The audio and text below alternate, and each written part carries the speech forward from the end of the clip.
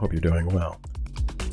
This is not ordinarily a news YouTube channel. That is to say that, as some breaking news thing happens, I don't rush to make a video about it. But this is a channel about Microsoft and what Microsoft does and the impact of Microsoft's reach on, the world, actually. And so unless you have been under a rock or at the bottom of the ocean, you probably have heard about the incident involving the cybersecurity company Crowdstrike. Crowdstrike deployed a update to Windows systems, and this update broke those systems. The systems began to go into a loop. At a very high level, this is what that looks like in terms of how software or updates are pushed from, say, CrowdStrike servers via the internet to Windows systems. So there's a couple of ways of thinking about this, and one of the ways is about, technical excellence and should you trust Microsoft? Should you trust CrowdStrike? These are legitimate, pragmatic questions that technologists are certainly asking. But there's another question to ask, another thing that I would like you to consider, which is the question of monopoly and how monopoly leads to fragility. As you can see from the news stories about this, many and various types of organizations have been impacted by this outage. Hospitals, airports, logistics. It's quite large, actually, and I think it's safe to say, at least at this point, it appears to be perhaps the largest outage that I have witnessed in my career, which is a couple of decades at this point. So, why would such a thing happen? Well, monopoly. Monopoly is the problem. Microsoft, of course, has a near monopoly on desktop systems.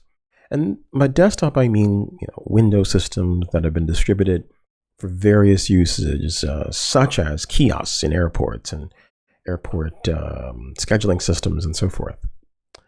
And of course, CrowdStrike's monopoly, or near monopoly, or at least very prominent presence in the market as the key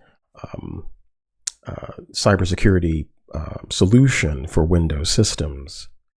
When you have a monopoly and when something goes wrong technically, and this is also true biologically for monoculture forests, for example, when something goes wrong, technically speaking, in terms of computer systems, and you have a monopoly, if that thing impacts the system fundamentally, then that problem will be distributed across the world as we're seeing now. The internet was originally intended to be resilient, or at least the communication protocols of the internet were designed to be resilient. There's some back and forth about whether or not nuclear war was on anyone's mind. I think the RAND Corporation certainly was thinking about that. And I'll have a link to this sort of thing in the show notes. But unless you're a techie, and even if you are a techie, I encourage you to think about this more broadly.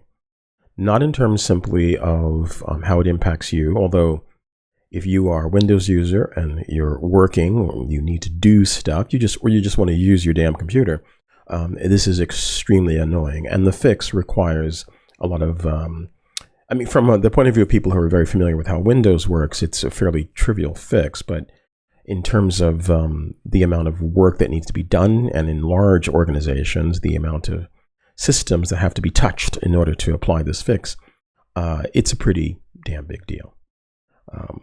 But anyway, beyond that pragmatic or practical or what the hell to your day level of thinking about this, I invite you to think about this a bit more broadly.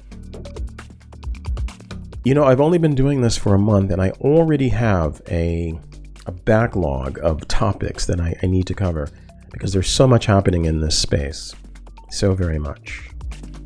So anyway, I hope that this didn't impact you too much. Maybe you're using Mac, maybe you're using Linux, or maybe your organization did not deploy the Crowdstrike solution.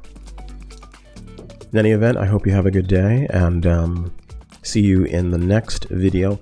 Actually, my next video is going to be on the work of Ashley Grovnick, who's been was impacted by Apple, and who's been tracking Apple's well, the things that Apple has been doing in the chip fabrication area that has ecological impact, because chip manufacture is not a clean industry at all.